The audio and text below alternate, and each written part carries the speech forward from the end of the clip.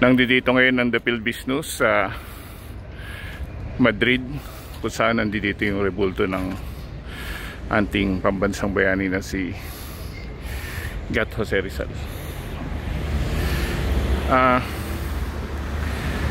Ang pagkakaroon ng rebulto niya sa isang kumakatawan din sa isang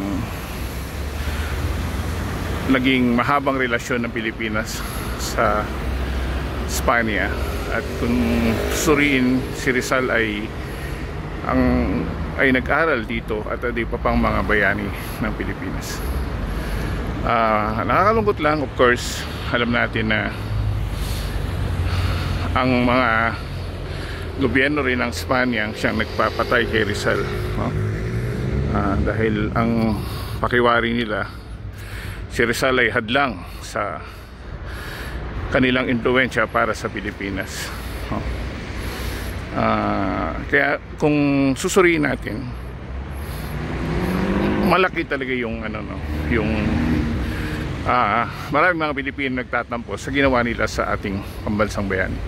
Malaki rin ang impluwensya ng Spanya, no, kay Rizal sa kanyang pag-aaral, no? Ayan siya.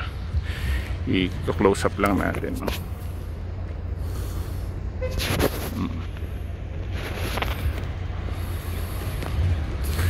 Marahil sa panahong ito, no, marami ring umiikot siguro yung si Jose Rizal sa kanyang puntod, no, dahil sa nagaganap sa ating bansa, dahil inalay niya ang kanyang buhay, no, para magkaroon ng magandang kinabukasan ang Pilipinas. Susuriin natin, no,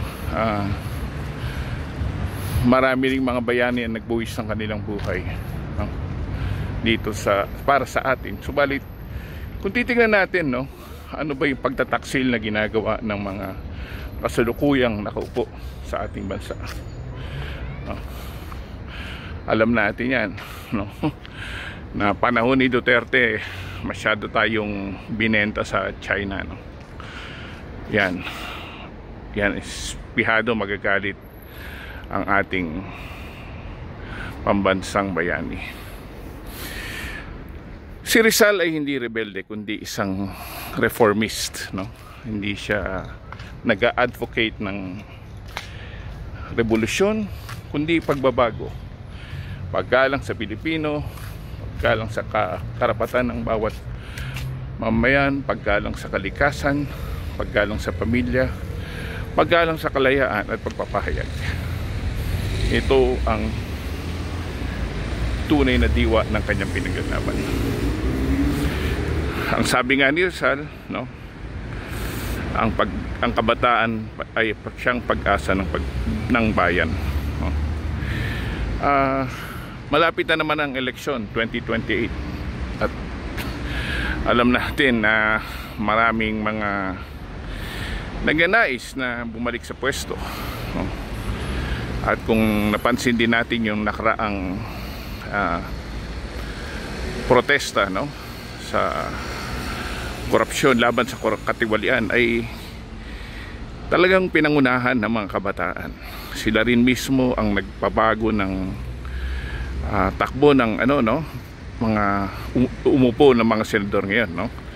Nawala yung mga hindi karapat-dapat na maging senador. Bagamat may nakalusot, no, at least kahit papaano, no, na mumulat din ang mga Pilipino sa ating dapat kalagyan, no? Ikaw bilang Pilipino, ano ang iyong pangarap? Ano ba ang iyong pananaw sa nagaganap sa Pilipinas? Sa palagay nyo ba natutuwa ang ating pambansang bayani sa nagaganap sa ating bayan? Natutuwa ba siya sa mga inaasal ng mga politiko natin, no, nung nakaraan hanggang sa kasalukuyan? Natutuwa ba siya sa nangyayari sa ginagawa ng China sa atin, bagamat ang ating pambansang bayani ay may lahing Chino? marami tayong mga kaibigan na Chino na may pusong Pilipino. Ika nga yan, nakikita ko yan sa social media, no? Marami tayong mga kapanaig na mga Chino. Ito lang yung sa atin, no? Ikaw bilang Pilipino, handa ka bang maging instrumento para sa pagbabago, para makamtan natin ang pangarap na Rizal na isang bansa na puno ng katarungan, pagmamahal sa ating bansa at kapwa Pilipino, ustisya, integridad, edukasyon at takot sa Diyos. Hanggang dito na lang po. Maraming salamat ang inyong kasama sa The Philippine Business News. Mabuhay po tayong Pilipino.